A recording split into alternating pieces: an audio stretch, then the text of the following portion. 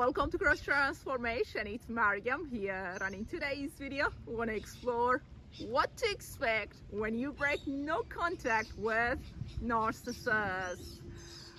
Ooh, this is a big one. Personal experience. I literally couldn't let go of a narcissist because I didn't know that I was dealing with a narcissist, and I was insisting on being in a narcissistic relationship.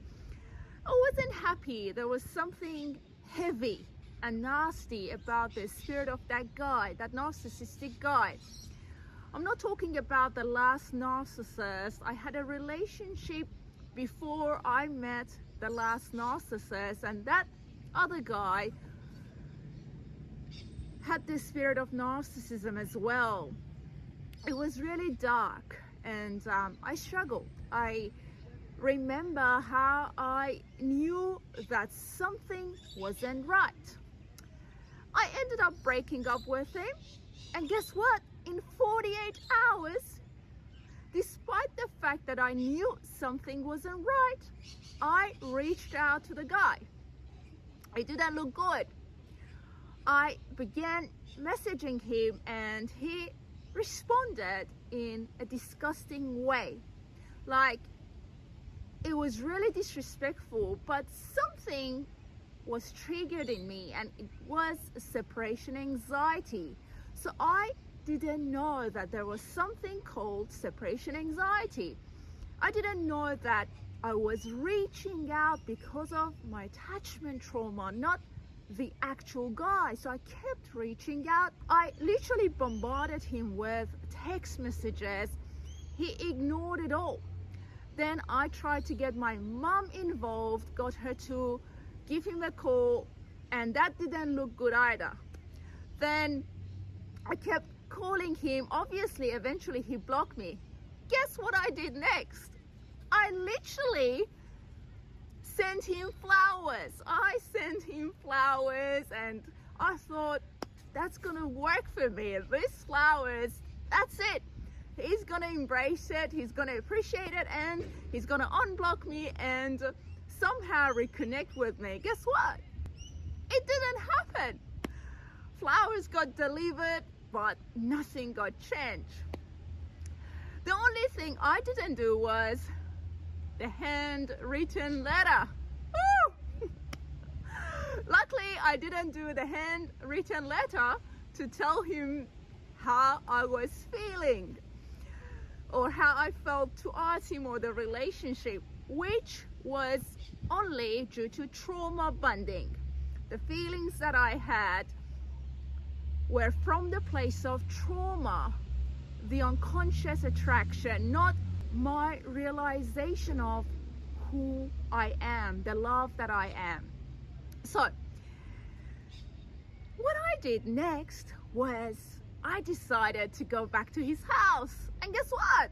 The separation anxiety was fueling the situation. So every time I got blocked, I got ignored, I got shut down by him, it actually got my anxiety worsened, and my anxiety got escalated to the point that I eventually got myself to his house.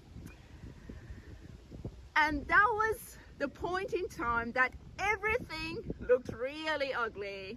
I was begging him, I was asking him to take me back. He took the upper hand, and he became really abusive, like verbally and emotionally abusive. And I was chasing him around the house, trying to convince him to, please, I'm begging you, can you have me back? Can we work this out?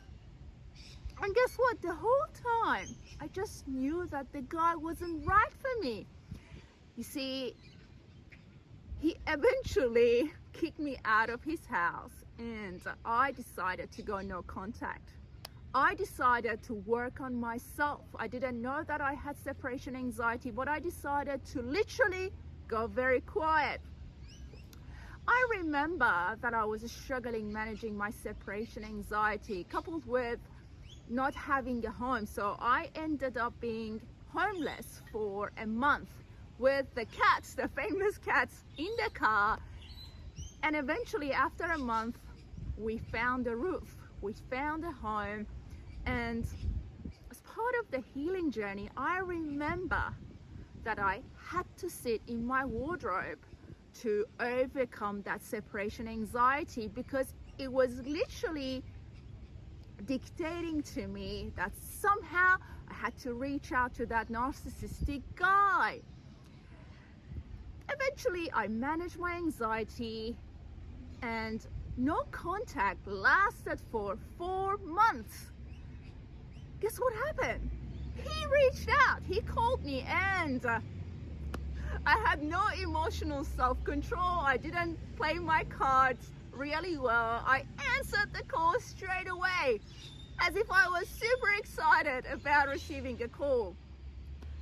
All he wanted to do was to take me through that idealization stage, and he wanted to fulfill his narcissistic curiosity more than anything else. Once he found out where I was, what I was doing, he devalued me straight away, scarred me straight away. And guess what? After that phone call, nothing else happened. The guy disappeared forever. And then after that, I met the last narcissist. So you see, guys, I tried to reach out. I got ignored. I got abused. Eventually, as I decided to go no contact, after 4 months, he reconnected. But guess what? It was to fulfill his narcissistic curiosity. That was all. So if you want to break no contact with narcissists, just know that personal experience, you won't be respected, you won't be loved, you won't be cared for. Is only to find out where you are, if you would be happy to be narcissistic supply to them. Otherwise, honestly, there is nothing. Now, in a different video, I'll be sharing my experience of no contact with the last narcissist. Quite similar, but somehow different. But I thought to do this recording as you requested, hopefully by sharing my journey, I can inspire you to look into new meanings and beginnings within yourself.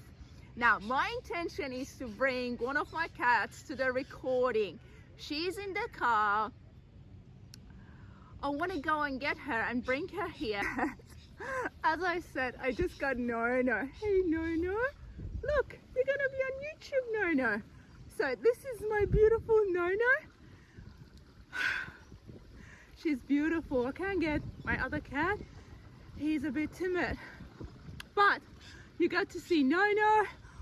We're both gonna say, keep shining your light. Look after your precious soul. Have a great day, and I'll talk to you soon.